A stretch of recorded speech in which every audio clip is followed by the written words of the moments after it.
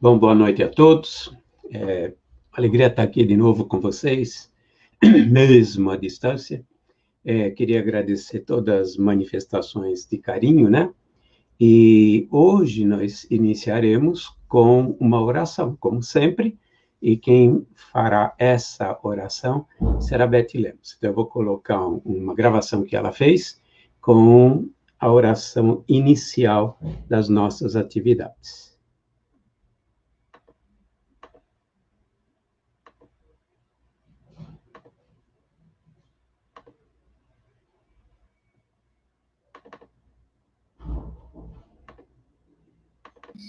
Hoje eu vou ler uma passagem pequena da nossa querida orientadora espiritual, irmã Sheila, porque eu senti uma vontade enorme de fazer uma oração e quero dividir com todos.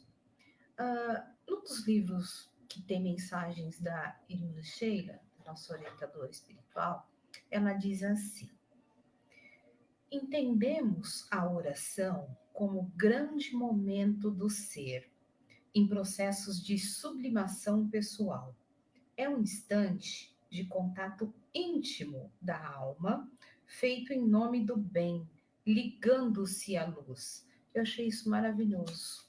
Quando ela fala em sublimação, ela está falando em sublimação espiritual. Ela está falando em mudança, ela está falando em purificação. Então, vocês imaginem quando alguém faz uma prece para outra pessoa, quando você escuta assim, olha, eu rezei por você, estou orando por você, eu quero que algo mude na sua vida, na situação que você está passando, no sentimento. Eu quero que a sua tristeza passe. Que coisa mais linda! E ela fala que é um momento tão íntimo, já está dizendo que não pode ser da boca para fora, tem que vir do coração. E o que vem do coração a gente divide. Isso é maravilhoso. Então hoje eu estou com vontade de externar, de dividir um pouco com todos esse momento da prece, esse momento da oração. Eu, quando costumo fazer, eu sempre busco pela paz, pela tranquilidade.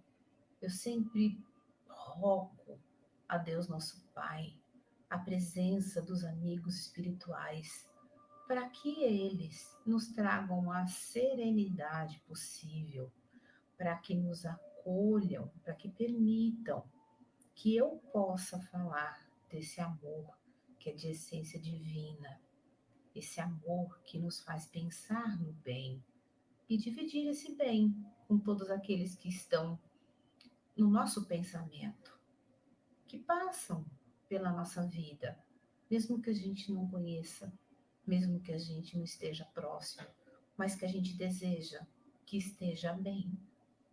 Então, o meu desejo é dividir uma oração, uma simples oração, com todos aqueles que possam se sentir bem.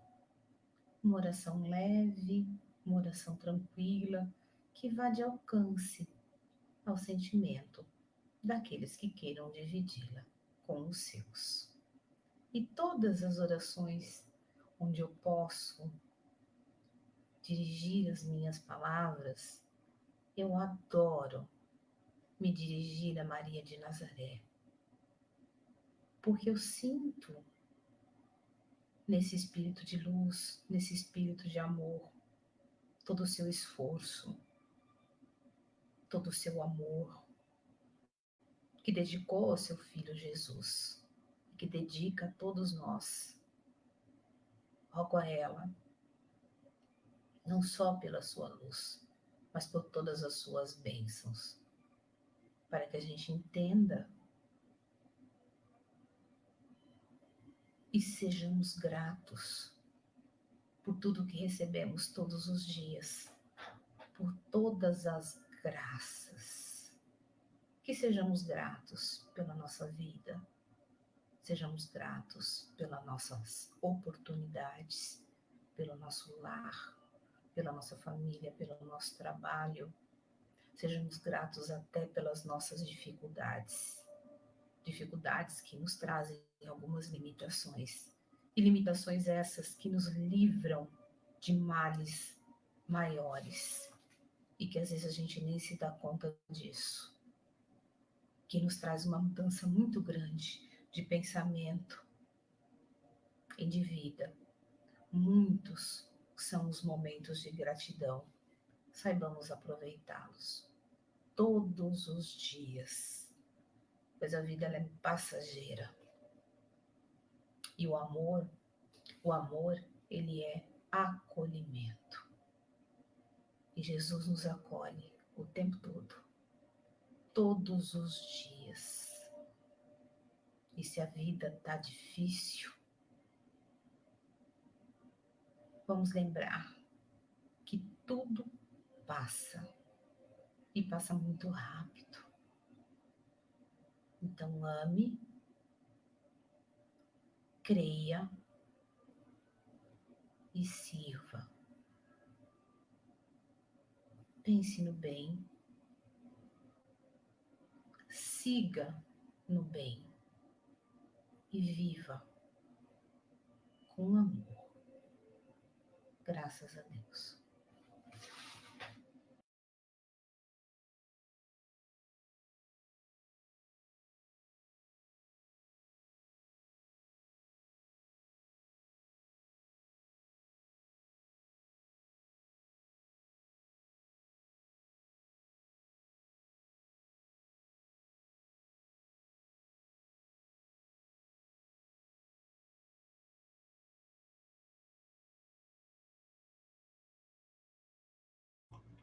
Então, voltando aqui, não temos nenhuma definição ainda de quanto nós voltaremos com as atividades presenciais. O que está acontecendo são atividades de pequeníssimos grupos fechados, como é o caso da desobsessão, toda sexta-feira, a preparação das cestas, a preparação das rações, né? Coisas desse tipo. Manter o Sheila em ordem para que o dia que volte esteja limpo, esteja tudo com a manutenção em dia, coisas desse tipo estão acontecendo, como se fossem portas fechadas. Mas existe, na realidade, sempre alguém lá, o Zé Caetano e a família dele moram no Irmão Sheila, por isso, com relação a doações, entregas, essas coisas, sempre tem alguém durante o dia para receber, né? Porque a nossa campanha é permanente, né? Nós estamos sempre em campanha permanente. A gente acaba de entregar as cestas, como foi o caso do domingo passado, e já está correndo atrás do mês que vem, né? Para poder dar continuidade. E a gente queria aproveitar para agradecer como sempre fazemos, pela generosidade, por tudo aquilo que foi entregue, feito em benefício dessas famílias que o Recanto e Luz Irmã Sheila continua ajudando, né? As 103 famílias, acho que são 103 famílias, eu uso um número quebrado, porque na verdade esse é o número que eu guardo na minha mente e que eu vejo nas estatísticas, né? Também com relação às famílias, foi possível entregar a ração também, né? Então, também aqueles que se mobilizaram a arrecadar a ração para gato, para cachorro, tudo, para os cãezinhos, fiquem sabendo que todas as famílias receberam, além da sua cesta, receberam também a ração, e nesse mês nós tivemos o agrado ao Dia das Crianças, né? Que foram feitos pequenos pacotinhos e colocados criança por criança para que elas pudessem receber um livrinho, um chocolate, um brinquedinho, coisas desse tipo. Foi possível, graças a vocês, tá? Por isso a gente agradece. Nós estamos no 7º mês, né? Paramos mais ou menos dia 13, 14 de março, e já estamos quase findando o mês de outubro, sem nenhuma atividade no Sheila, o que faz com que as coisas sejam realmente muito complicadas, muito complicadas. Se antes mesmo da pandemia já era complicado, a manutenção da casa, a manutenção das famílias, obviamente que esses meses foi uma coisa acima do normal, como foi para todo mundo. Então, a gente tem que agradecer muito. Eu teria que agradecer, inclusive, muita gente que não costuma participar do Sheila, eu diria que boa parte da nossa ajuda veio de pessoas externas ao Sheila, pessoas de outras cidades, inclusive, boa parte. Cestas, doações, a vaquinha eletrônica. A vaquinha tinha que ser mesmo, porque a vaquinha, o objetivo é realmente ir muito longe. Então, a ajuda veio de lugares que vocês nem podem imaginar, né? Para você pensar em Brasil, veio de muitos lugares. Mas, obviamente, que existe a dificuldade de se conseguir fechar as contas e conseguir manter tudo isso funcionando. Por isso, penhoradamente, nosso agradecimento a todos aqueles, mesmo aqueles que não costumam participar do dia a dia, que na realidade é uma fatia muito importante da nossa ajuda nisso. Também queria agradecer o evento que as mamas da Mooca, elas estiveram aqui, foram 4 senhoras que vieram lá da Mooca, elas fazem esse evento da Fogasa, foi um sucesso, do seu ponto de vista do gosto, do seu ponto de vista da aceitação das pessoas que pegaram, a gente só ouviu elogios. Eu quero agradecer ao grupo de eventos, né?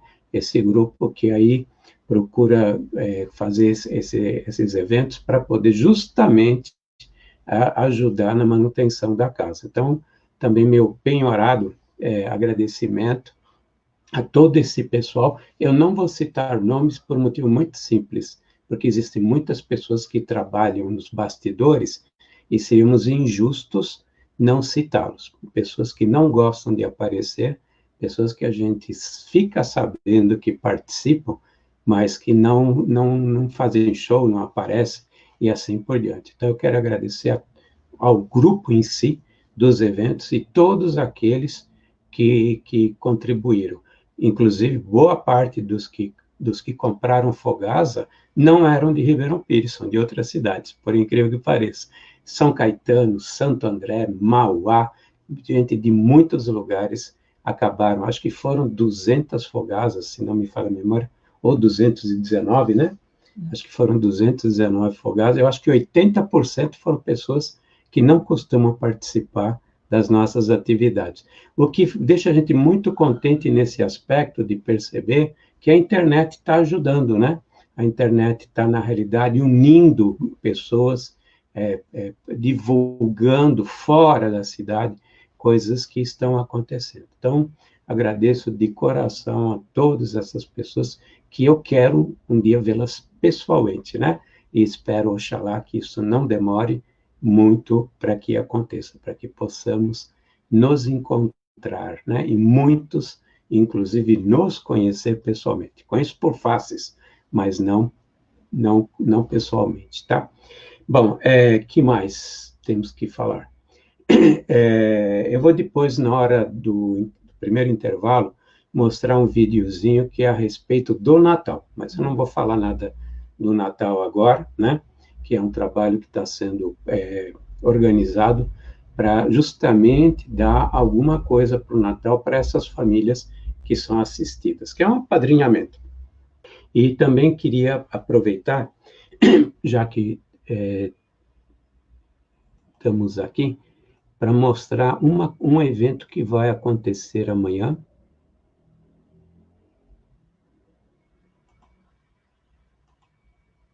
Só um minuto que eu vou buscar. Pronto.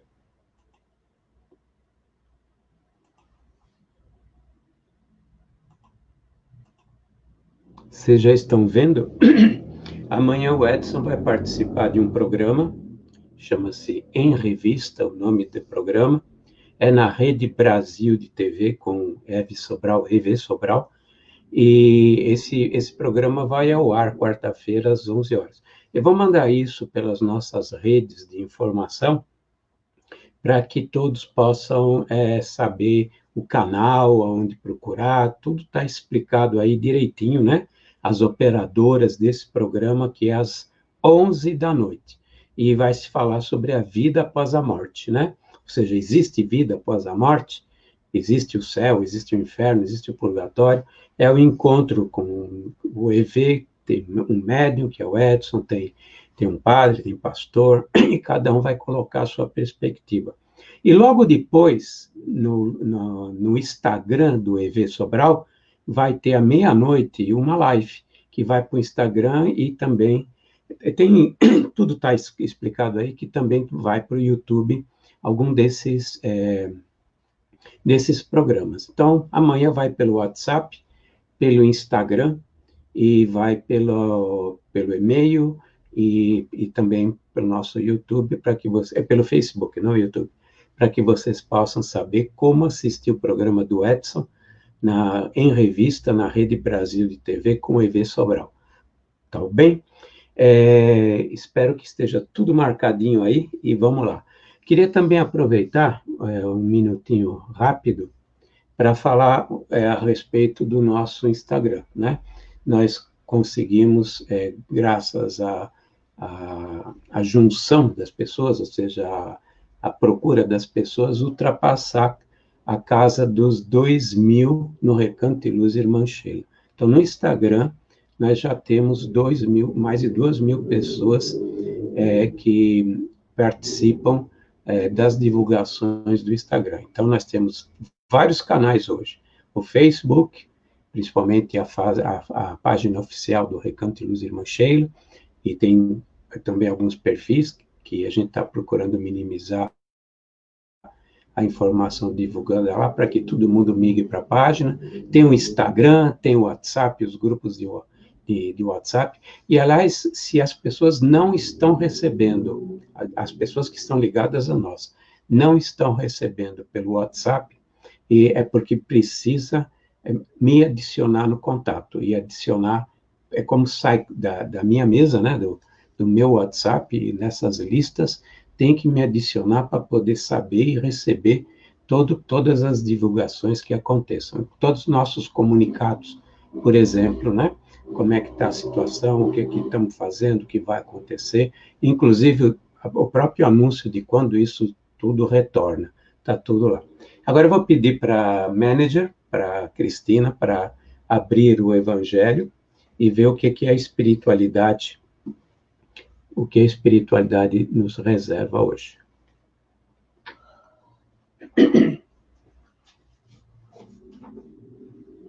Eu não sei se é aqui.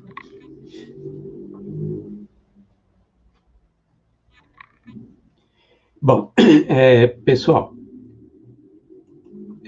no capítulo 5 do Evangelho segundo o Espiritismo, no item 15, como ficar dúvida se era o 15 ou 16, eu vou ler os dois.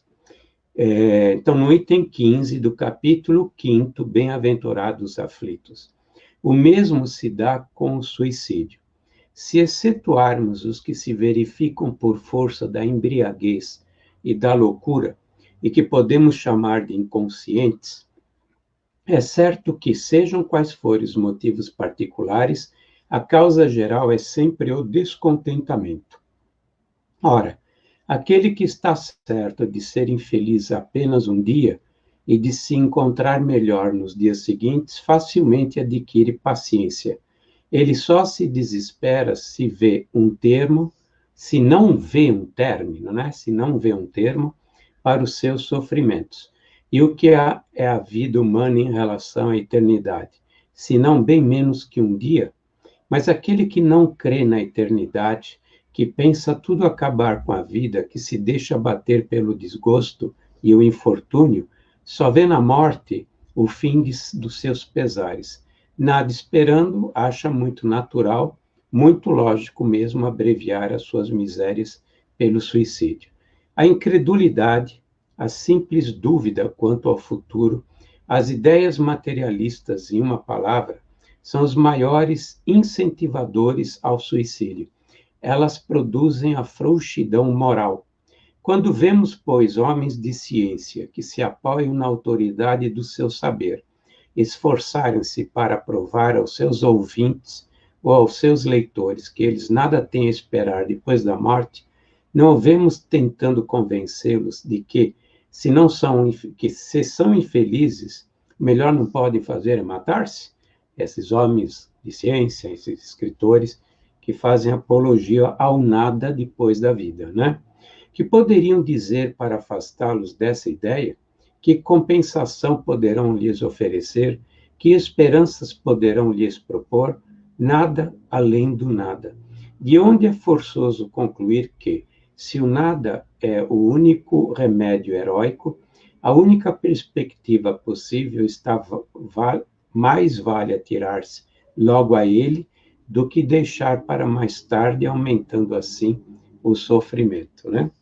Então, a propagação das ideias materialistas é, portanto, veneno que inocula em muitos a ideia do suicídio. E os que se fazem seus apóstolos assumem uma terrível responsabilidade. Com o Espiritismo, a dúvida não sendo mais permitida, modifica-se a visão da vida.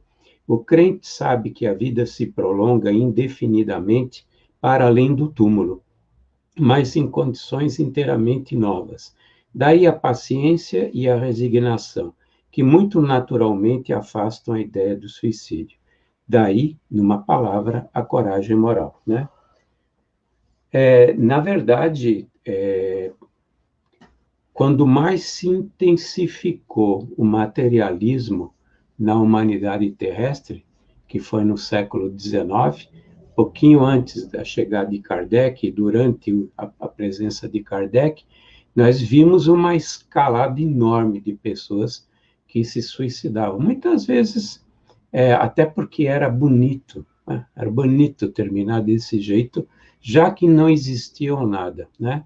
E vejam como Jesus foi providencial, né?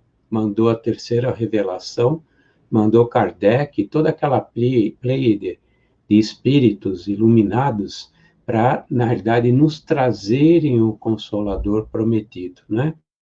Mas nós estávamos passando por uma fase muito complicada no pensamento humano relacionado ao materialismo.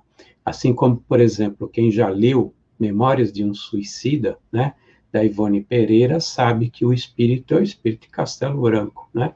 Esse espírito, Camilo de Castelo Branco, ele era uma pessoa ligada à literatura, à poesia, em que ele se suicida por não acreditar em nada. Ele sofria, tinha seus problemas, e justamente porque achava que não tinha absolutamente nada depois da morte, ele preferiu pôr termo, né? Terminar a sua vida, a sua existência, porque falava, pelo menos eu interrompo o meu sofrimento, né? Na verdade, havia também uma fraqueza moral envolvida. Nós sabemos que muitos espíritos vêm com essa fraqueza, não têm a coragem dos enfrentamentos com relação à vida, né? Então, eles fogem. Foi o caso da Ivone Pereira, que ela comentou, quando estava aqui encarnada, que ela já vinha de outras reencarnações em que ela tinha cometido o ato extremo, que é o autoextermínio, né? E era uma fraqueza moral dela, era uma fraqueza como espírito, e que ela veio nessa reencarnação com o objetivo de vencer e ajudar a essa massa enorme de pessoas que veem no suicídio o único caminho. Vale a pena ler esse livro, não é fácil a leitura desse livro, né?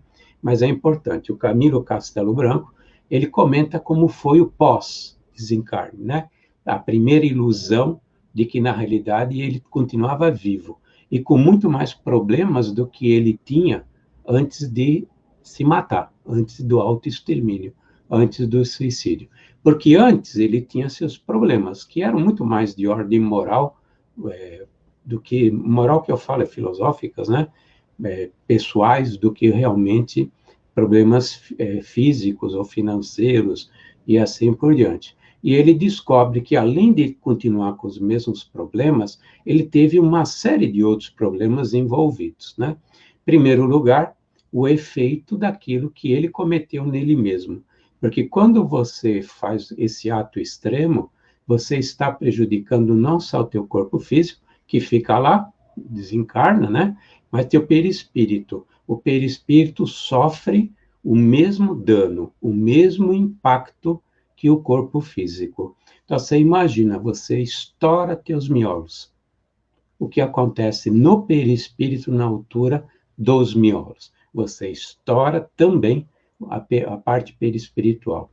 E as consequências disso envolvem, na realidade, um tremendo de um desequilíbrio, porque, inclusive, a pessoa que comete deliberadamente por uma questão que não é traumática, né? Tem pessoas, a gente tem atenuantes e agravantes, a gente tem que pensar sempre que existem atenuantes e agravantes.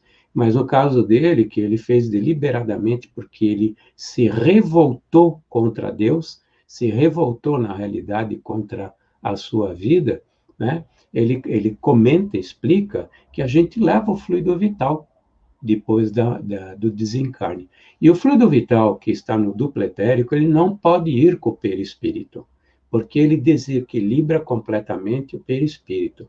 Então, por exemplo, a gente desencarna normalmente. Num desencarne normal, vem a equipe que libera a gente dessas energias vitais. Justamente a equipe que faz a dispersão. Quando a gente teve uma vida legal, uma vida boa, uma vida que tem o merecimento de ter essa assistência, na assistência durante o desencarne, a espiritualidade vai lá e dispersa os fluidos vitais, inclusive para que eles não sejam aproveitados pelos espíritos inferiores que se alimentam desses fluidos. Então, vão lá e dispersam. E isso é necessário para que não haja desequilíbrio no espírito que acabou de desencarnar. Porque se levar o fluido vital, a pessoa fica como se fosse dementada, desequilibrada, transtornada. E quanto tempo permanece o fluido vital?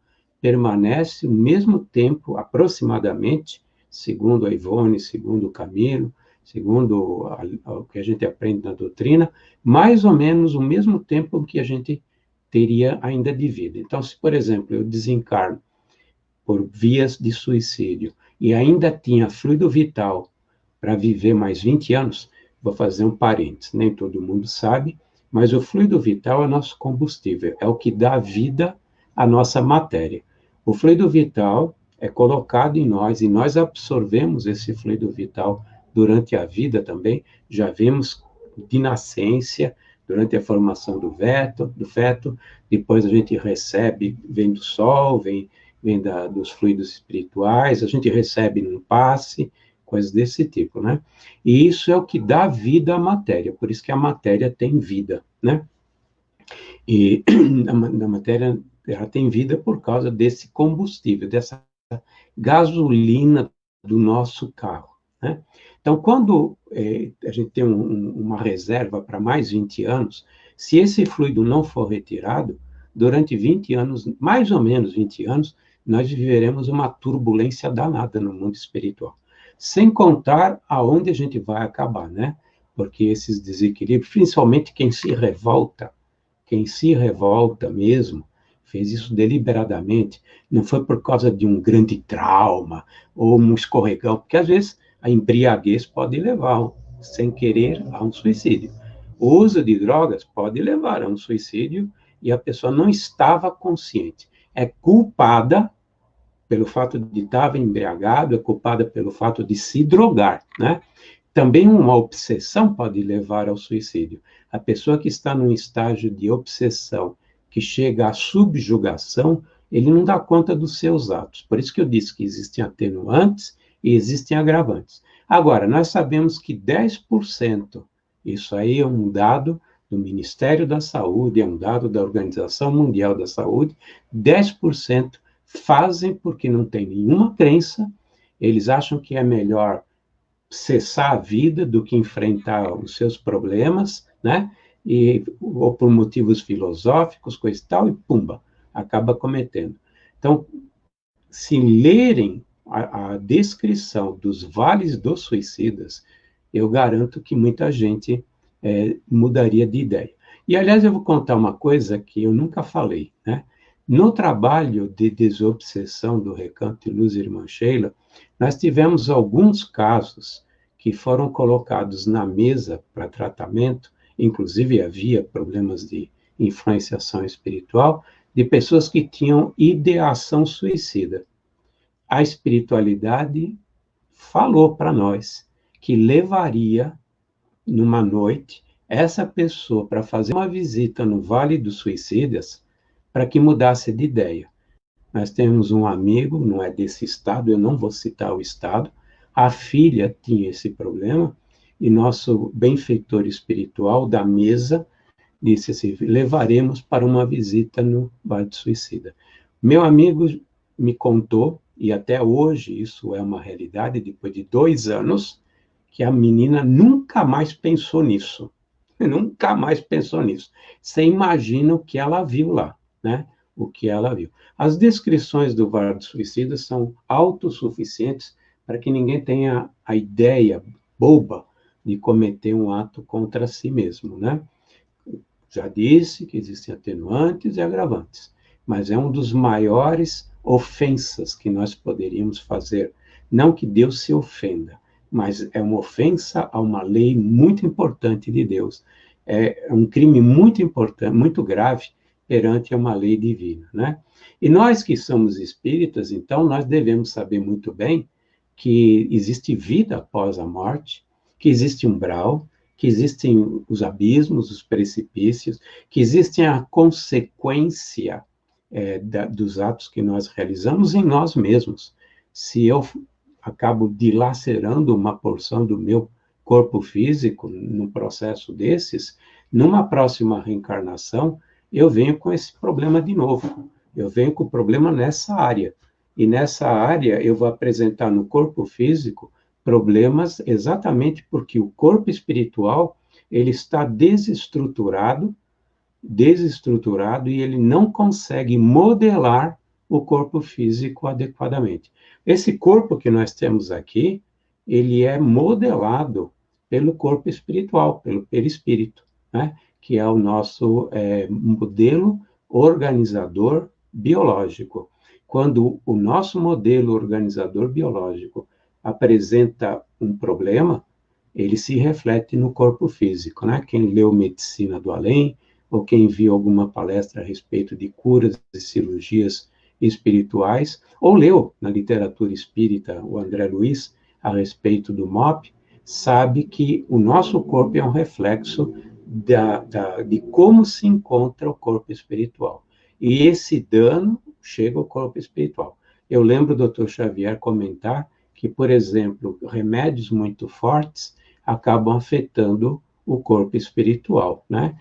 Porque, na verdade, conseguem chegar até o corpo espiritual. Eu vou fazer um pequeno intervalo agora, eu quero mostrar uma campanha e depois nós retornaremos. E se tiver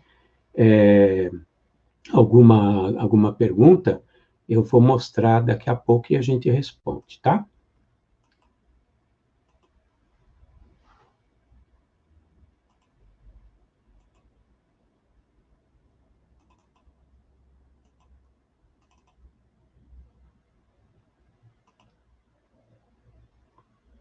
Olá, eu estou aqui hoje para falar com todos vocês. Muitos já estão me procurando já na semana passada, semana retrasada, para perguntar sobre o Natal. Isso mesmo, gente. Já estamos pensando em Natal, falando de Natal. O ano passou muito rápido.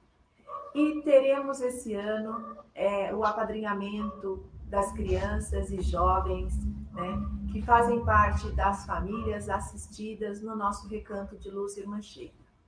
Então fica aqui meu convite para você que gostaria de levar um pouquinho de alegria nesse final de ano para uma criança, para um jovem. Entre em contato comigo neste telefone que nós encaminharemos as cartinhas das crianças e combinaremos como que nós iremos fazer os itens que compõem a cartinha, como é que vai ser o apadrinhamento. Mas eu já vou adiantar, esse ano cada criança vai receber do padrinho, né, um brinquedo, uma caixa de bombom e um kit de higiene. Nesse kit de higiene nós vamos ter uma toalha de banho, um shampoo, um sabonete, um creme dental e uma escova de dente. Então, esse será o presente de cada criança, de cada jovem que vai ser apadrinhado. Então, você, né, que sempre nos acompanha, que nos ajuda em tudo, nessas tarefas maravilhosas, nesse trabalho maravilhoso, está convidado a participar dessa campanha de apadrinhamento. entre em contato comigo e vocês já podem providenciar o presentinho da sua criança, do seu afilhado, dos nossos projetos de assistência às famílias do Recanto de Luz Irmã Sheila. Ficam muito obrigado já antecipado, porque vocês realmente não nos deixam na mão. Vocês estão sempre conosco, participando, nos ajudando. Beijo grande e estou aguardando vocês.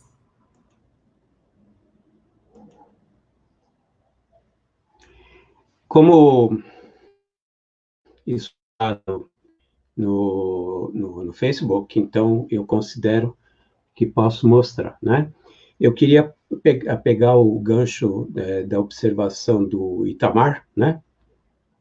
E explicar mais uma coisinha a respeito do suicídio que eu acho importante, né? E eu queria aproveitar também que está o Dorival sempre nos brinda com a transmissão para a rede na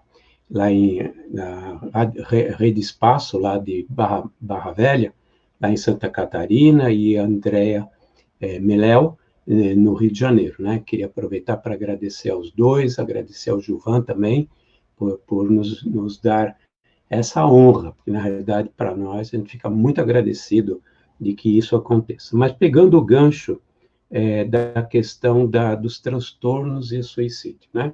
Eu ia comentar sobre isso, depois a vertente foi para o outro lado e eu acabei esquecendo.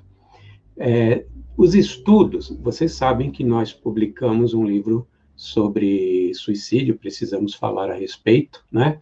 Eu vou até mostrar. Não por mim, porque na realidade tudo que a editora faz visa o espiritismo e visa o Recanto de Luz Irmã Sheila, mas esse livro foi uma solicitação da espiritualidade. Esse mesmo benfeitor que falou que levaria para um vale do suicida essa pessoa, e não foi um caso só, foi mais de um caso, né? Ele também um dia falou que seria legal, seria bom se a gente escrevesse sobre isso, se fizesse palestras e seminário. Esse foi o motivo que o livro saiu, inclusive o lançamento acabou sendo em Natal. Eu estou com o Joseval aqui também participando, muito obrigado pela participação, ele é lá de Natal, e nós estivemos inclusive numa live com ele muito recentemente, né? Eu já até perco até o dia em que isso acontece, porque praticamente dia sim, dia não a gente faz, né? Mas nós fizemos uma live com ele. Então, esse livro foi lançado, inclusive, o ano passado, lá em Natal. Mas o que dizem os estudiosos, né? E, por incrível que pareça, foi uma pessoa brasileira, né? O José Bertolotti, que fez um estudo. José Bertolotti, ele era diretor do Departamento de Psiquiatria da OMS, viveu nos Estados Unidos muitos anos, tinha uma equipe, diretor, né? Tinha uma equipe, e ele fez um estudo. Ele fez um estudo a respeito do suicídio, daqueles que tentam suicídio e aqueles que conseguem. Ele pegou, na realidade, usando o protocolo científico, ele fez uma amostragem do planeta, não só em todos os países, mas também segmentos, né? Gênero, classe social, e coisas desse tipo, e soltou um estudo muito interessante na OMS, que foi, inclusive, base do meu livro, né? José Bertolotti, hoje, já se aposentou e voltou para o estado de São Paulo. Ele é professor universitário no interior, se não me falha a memória, em Jaú. Ele é professor universitário. Se não me falha a memória, posso estar enganado quanto a esse último detalhe. Mas ele diz o seguinte: os estudos indicam que não existe uma única causa, mas principalmente os estudos dizem o seguinte, que 90% das pessoas que tentam o suicídio, né, e consequentemente muitos deles conseguem, para cada 20 que tentam, um consegue, essa é a média mundial, e é a média aqui no Brasil, de cada 20, um consegue. Em 90% desses casos, a causa principal é um transtorno de ordem mental, ou um transtorno de ordem de personalidade. A palavra é feia, né? A gente usa essa palavra, já está pensando em louco. Não é, porque o transtorno de ordem mental é, por exemplo, uma pessoa que sofre de depressão patológica, que é doença instalada. Existe o estado depressivo e existe a doença, a depressão. Quando começa a afetar os neurotransmissores, a nossa bioquímica, a capacidade de liberação de serotonina, que depois se transforma em melatonina, se não me falha a memória, eu tenho dificuldade para lembrar dessa palavra, né, que é responsável pelo nosso estado, pela velocidade de comunicação dos neurotransmissores. Quando a gente chega num estado patológico, isso é deprimido. Por isso que a pessoa que está com depressão como problema de saúde, ela não tem ânimo para nada, porque, na realidade, toda a movimentação, toda a informação cerebral é extremamente baixa. Então, desses 100, para cada 100 casos que ele estudou, foram muito mais do que isso, foram quase 16 mil pessoas que foram estudadas com protocolo científico. De cada 100, 90 tinha transtorno de ordem de personalidade ou transtorno de ordem mental. Isso diagnosticável e tratável. Diagnosticável e tratável. Literalmente escrito isso, né? Todos os médicos, os psiquiatras, sabem disso. Inclusive, os nossos psiquiatras espíritas, como era o caso do José Luiz Condota, né? Que também me comentou algumas vezes, está no livro dele sobre depressão, né? Um livro muito bom para ser lido. Bom, então, 10% faziam isso fria e calculadamente. São aqueles que, infelizmente, vão sofrer um bocado, porque é questão filosófica, ou totalmente descrédito, a pessoa que não acredita em nada, né? Então, ele fala, então é melhor acabar com a vida, porque assim acaba com tudo, né? São pessoas que, na realidade, estão indo contra elas mesmas, porque a lei de Deus está nela. Então, quando você faz um ato desses, deliberadamente, sem uma razão, na verdade, você está indo contra você mesmo, porque está dentro de você a preservação da vida. Inclusive, é um instinto do ser humano, né? E os outros 90% são os que me interessam para a resposta aí para o nosso amigo, né? 90% está dividido da seguinte forma: 36,6% pessoas com depressão, 22,4% que são pessoas que estão tomando drogas, lícitas ou ilícitas. E desse contingente é um grupo muito grande de pessoas que estão tomando remédios psiquiátricos mal prescritos ou por conta própria. E existe isso no Brasil, uma escala enorme, de pessoas que tomam medicação sem consultar o médico, né? Dobram o Rivotril, em vez de tomar uma dose, tomam duas, né? Existe, na realidade, até competição disso, né?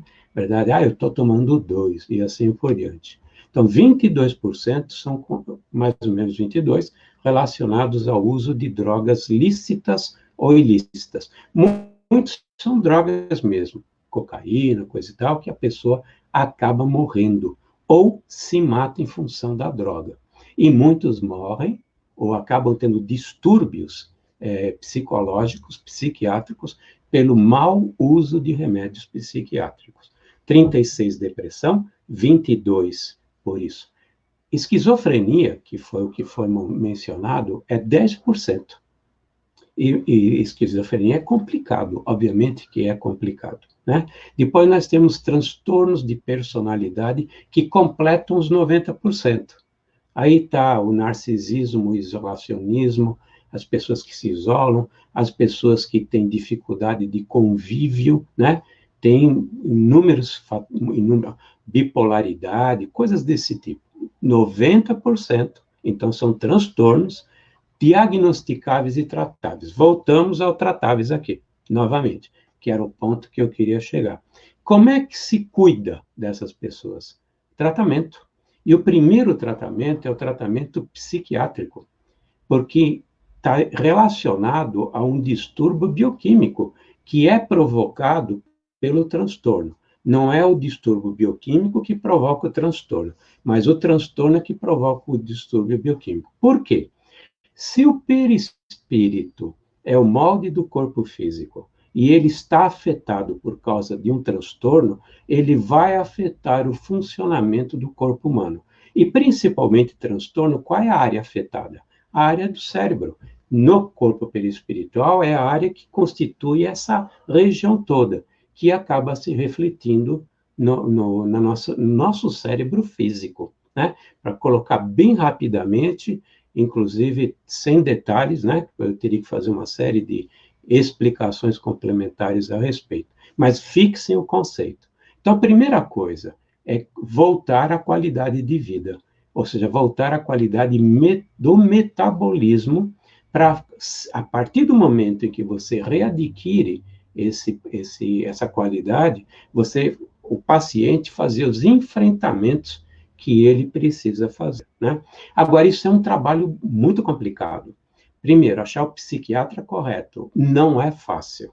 Achar o remédio correto não é fácil. Achar a dosagem correta não é fácil. Todos os psiquiatras falam isso. Envolve o quê? Muita paciência, envolve tempo. Envolve o quê também? Assistência de alguém. Quem está com problema não tem cabeça para ir procurar ajuda, em geral. Não tem. Quem está deprimido não levanta da cama. Tem que ser alguém que vá fazer esse trabalho de pegar e levar. Então tem que ter o quê? A fraternidade, tem que ter o amor de irmão, o amor de amigo, o amor dos pais, o amor dos filhos, né? Que vai pegar essa pessoa que está com problema e fazer essa via sacra, porque é uma via sacra, mas é necessária. E não há nada que aconteça em nossas vidas que não tenha uma razão de acontecer. Nós, como espíritas, sabemos que nada é à toa. E se nada é à toa e foi colocado nosso irmão do nosso lado, é porque nós temos que fazer alguma coisa. Então, o primeiro passo é a busca de um tratamento psiquiátrico que seja adequado. É difícil, mas precisa ser feito. Segundo o passo, que inclusive faz parte da cartilha do Ministério da Saúde, faz parte da cartilha dos psiquiatras espíritas. Um é o Jaider de Paula, eu falei para o Edson que eu sempre esqueço o nome dele, dessa vez eu não lembrei, Jaider de Paulo, né? Que também foi presidente da AME em Belo Horizonte, tem livros escritos a respeito de depressão, né? Um grande estudioso, quase 30 anos de estudo da obsessão e da depressão, eles comentam. Então, segundo passo, psicologia, psicólogo. Por que o psicólogo? Porque o psicólogo vai ajudar a pessoa no seu processo de autoconhecimento. Bom, mas ele não é espírita. Aí complica, é verdade, porque vai ajudar nessa fase dessa encarnação, né? Mas nós somos espíritas. O espírita tem o quê? Tem uma terceira fase que é muito importante, que é o centro espírita. É a orientação espiritual, é o conhecimento que nós podemos obter através do espiritismo. Só para citar alguns exemplos do que podemos fazer para ajudar a pessoa nos seus enfrentamentos, certo? Vou contar uma coisa que também faz parte, foi, na realidade, uma citação de Joana de Ângeles, que está num livro do Divaldo Pereira Franco, que ela diz o seguinte: a maior parte, a esmagadora maioria das pessoas que sofrem depressão como fator de saúde, ou seja, depressão patológica, né, são espíritos que vieram com uma carga de culpa enorme nessa reencarnação e decidiram não fazer os enfrentamentos para os resgates necessários na busca do reequilíbrio do espírito. Está difícil a frase? Eu errei, fiz bobagens enormes na encarnação passada, venho para essa encarnação para fazer os resgates que eu tenho que fazer, que é a única forma que eu vou ficar em paz comigo mesmo, mas eu chego aqui, aí eu entro na zona de conforto, né? E a zona de conforto nós sabemos que a maioria de nós adora, né? Por isso que de cada 100 médiuns tem um que trabalha, de cada 100 pessoas que vieram com tarefa, trabalham 2 e assim por diante, porque entra na zona de conforto. Então, o que eu faço? Eu venho e enfrento. Aí entra um choque da consciência comigo enorme, porque minha consciência me cobra. Você precisa consertar. O erro é grave, é muito grave. Para você ficar em paz, você precisa consertar. Então, eu preciso dos resgates. Então, a Joana explica num livro chamado Receitas de Paz, eu até olhei, porque eu tenho aqui na estante, Receitas de Paz, que a maior parte das pessoas que sofrem depressão, como problema de saúde, né, não é estado depressivo, é problema de saúde, são espíritos que reencarnaram com uma carga enorme de culpa e ficam renteando na vida, ou seja, ficam na periferia sem enfrentar o problema. Qual é o problema? É o resgate.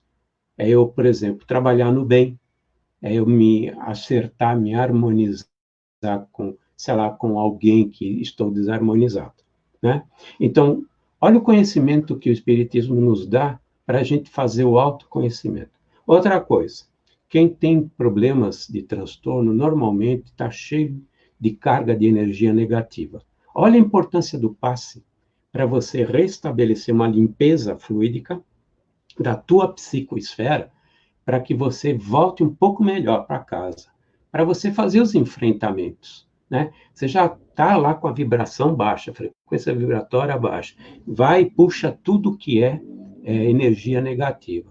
A gente precisa fazer uma limpeza, né? O passe é uma limpeza para que a gente restabeleça uma qualidade de vida na nossa psicoesfera que permita eu vou lá me enfrentar, certo? Olha outra coisa.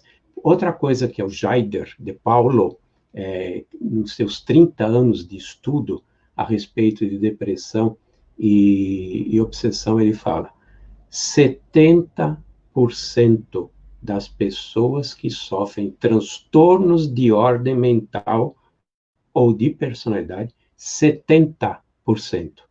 Guardou 70%? Vão voltar ao que são os transtornos.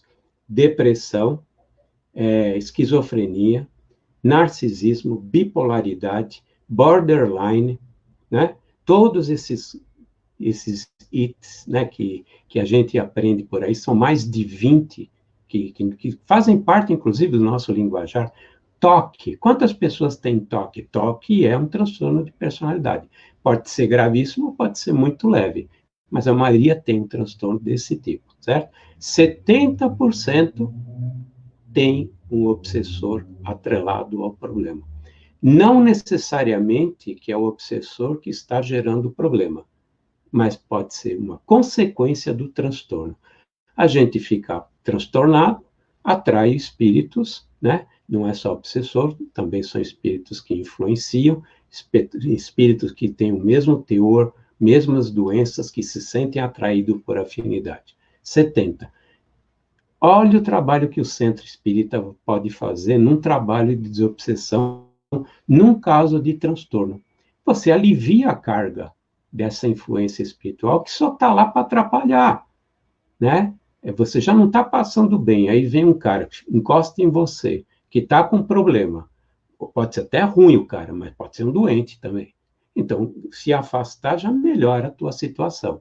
Olha quanta coisa podemos fazer na doutrina. O conhecimento, o autoconhecimento, a mudança, a nossa mudança interior, entender que a cada um segundo suas obras, que a gente vem falando, na realidade foi um modelo de saúde que Jesus colocou para nós, né? Porque quem trabalha no bem, ele tem mais saúde, não tem dúvida, porque pelo menos a consciência não pesa tanto, entendeu?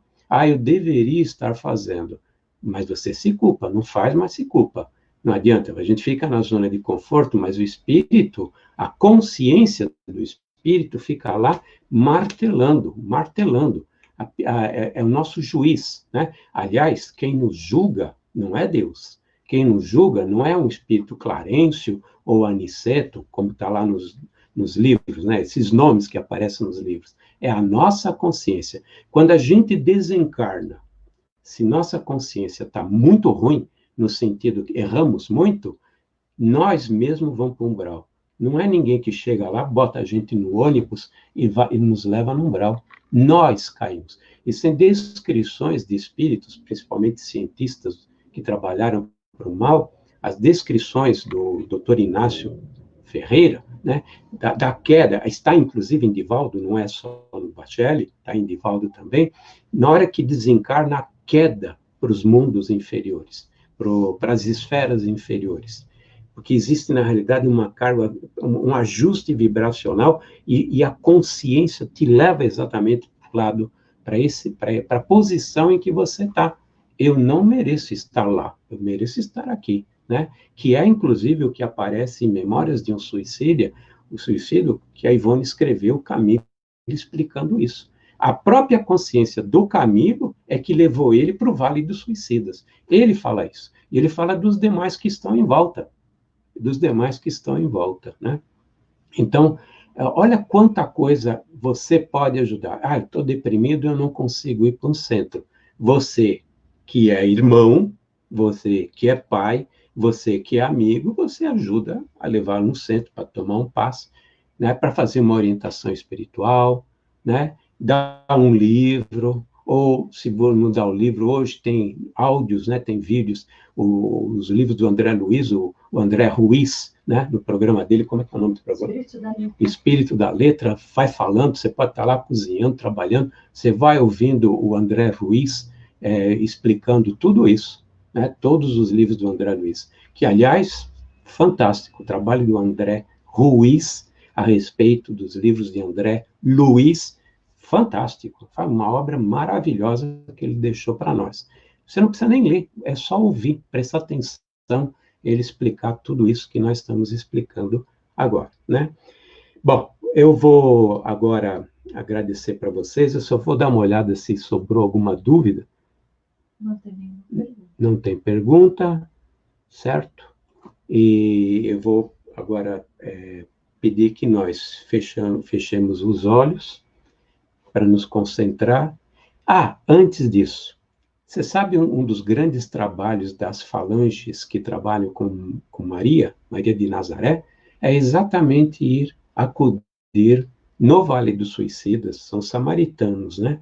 Tem um nome que eu não lembro, eu sei que são samaritanos, mas eu não lembro, samaritanos de Maria, alguma coisa assim, que vão exatamente para essas regiões para ajudar, né? Não necessariamente conseguem resgatar, né? Porque tem toda aquela história do fluido vital, tem a história da pessoa se arrepender do que fez e assim por diante, né? Então, vamos pedir para Maria, né, através da Ave Maria que nós faremos, que ela continue realizando esse trabalho maravilhoso para acudir e ajudar as pessoas que, por um motivo ou por outro, né, existem atenuantes e agravantes, novamente, generalizações são muito complicadas, né, mas que ela continue ajudando a todos aqueles que fraquejaram nas suas provas, nos seus resgates, nas suas expiações aqui na Terra, tá bom? Então, vou fechar os olhos.